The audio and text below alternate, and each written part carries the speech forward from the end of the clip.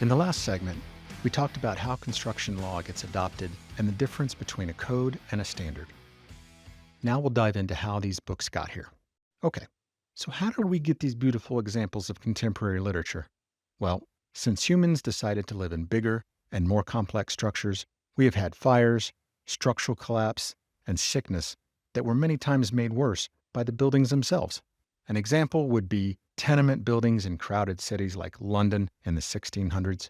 Housing was poorly and quickly constructed with combustible materials. People would toss buckets with human waste out the window. Gross. You would have these combined risks of failure, structural failure, and spread of disease due to lack of plumbing. Over time, when people die or even get hurt, we take a look at the things that cause those bad things and make up rules to reduce the risk that they happen again. Construction codes, as far as we know, go all the way back to Hammurabi in Babylon in about 1800 BCE.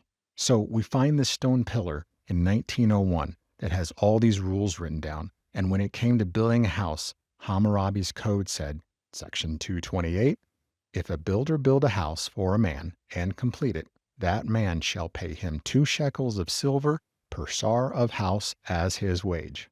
That would be about 4 cents per square foot today. But hey, no permit fees, right? So how did they enforce this? Well, Section 229. If a builder has built a house for a man, and if the house he has built falls in and kills the householder, that builder shall be slain. Talk about a warranty clause. Yeesh. And in case that didn't sink in, Section 230. If the child of the householder be killed, the child of that builder shall be slain. Better do a good job, Dad. So we haven't done things like that in a long time. But, bad things still kept happening. There were several seminal events in U.S. history that pushed codes into existence and then sharpened them as each next bad thing happened. We can start with the Triangle Shirtwaist Fire in New York City in 1911. That building is still standing, by the way. It's now owned by NYU and known as the Brown Building. There were other bad fires before, but this one was important because it brought the plight of the migrant worker to the forefront, led to the creation of the Building Exits Code, changed labor law, and led to the creation of the FDNY Bureau of Fire Prevention in 1913. It all started on the 8th floor, and this building was 10 stories. The Triangle Shirtwaist Factory was making undergarments and shirtwaists, which were fashionable women's blouses. They used all kinds of decorative materials, so there was a lot of waste fabric that the seamstresses would toss into the wicker bins beneath their workstations. Now, management was not fond of workers making off with any of the fabric because it was expensive, so they would lock the doors to one of the stairs during the day so they could inspect workers leaving the floor at the end of the shift. But the building only had one available stairway and no sprinklers or fire alarm. Even though sprinklers had been invented at this time, they were really only used in warehouses to protect goods, not people. So at about 4:30 p.m., it is believed that someone discarded a cigarette or a match into a pile of waste fabric. The fire was able to grow quickly because of the quantity of fabric. And while all the people on the 8th floor got out fine, workers on the 9th floor were not alerted to the fire until it was too late. Some workers tried to make their way to a fire escape, but it was so rusty that it fell away from the building under the load of the people. As conditions worsened, many workers made the impossible choice of jumping out of a 9-story window as opposed to being burned alive. The fire got started and grew quickly. The first call to the fire department was from a street-level firebox from a bystander, not from a fire alarm system. In all, 146 workers, mostly young women, died that day. If you have lived long enough to remember video images of people jumping out of the World Trade Center on 9/11, it was something like that. People were outraged. How could we allow people to not be safe at work? In 1913, NFPA published the Building Exits Code, which later became NFPA 101. It said things like, you can't lock exit doors. You have to have fire-rated exit stairs. And the city of New York even modified their codes to require sprinkler protection in large buildings.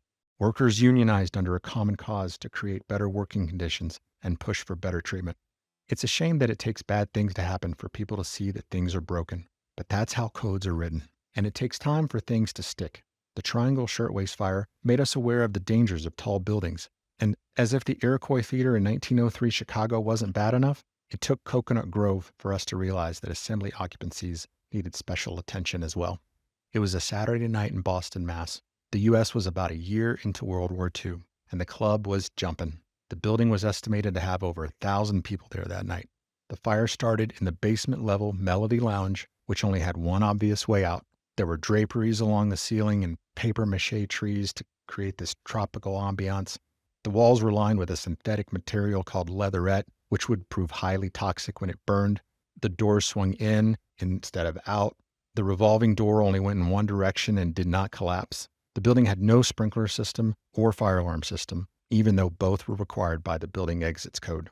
A major flaw that played out that night was inadequate adoption and enforcement of published codes. Remember from the last segment, codes can only be enforced if they are adopted, and actual protection is only as good as the enforcement of those codes. The fire was allegedly started by a busboy that took out a lighter so he could see better to screw in a light bulb, unknowingly lighting the papier-mâché in a tree. On November 28, 1942, 492 people perished at the Coconut Grove nightclub. Naturally, people were outraged. We took a look at all the things that contributed to the fire and either changed the codes that needed to be changed or started enforcing them better to lower the risk of them happening again. Things like 2 ways out of a basement, interior finish and assembly occupancies, doors that swing in the direction of travel, revolving doors that collapse when you put pressure on them, and sprinklers in basements.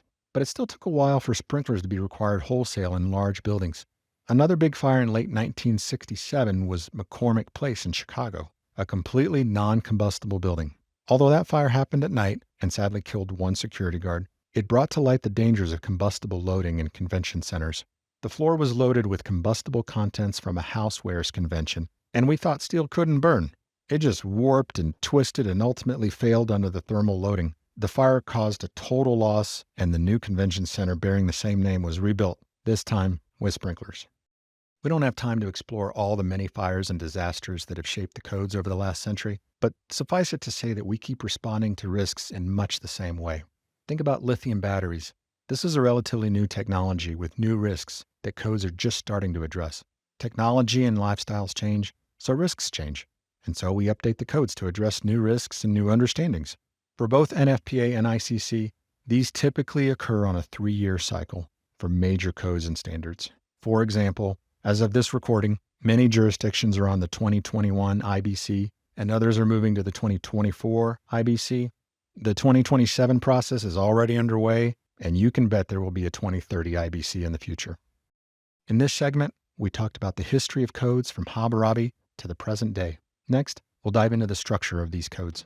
I'm Sean Donahue, and this is MeyerFire University. This has been a preview of MeyerFire University. Join the next generation of fire protection experts at www.meyerfireuniversity.com.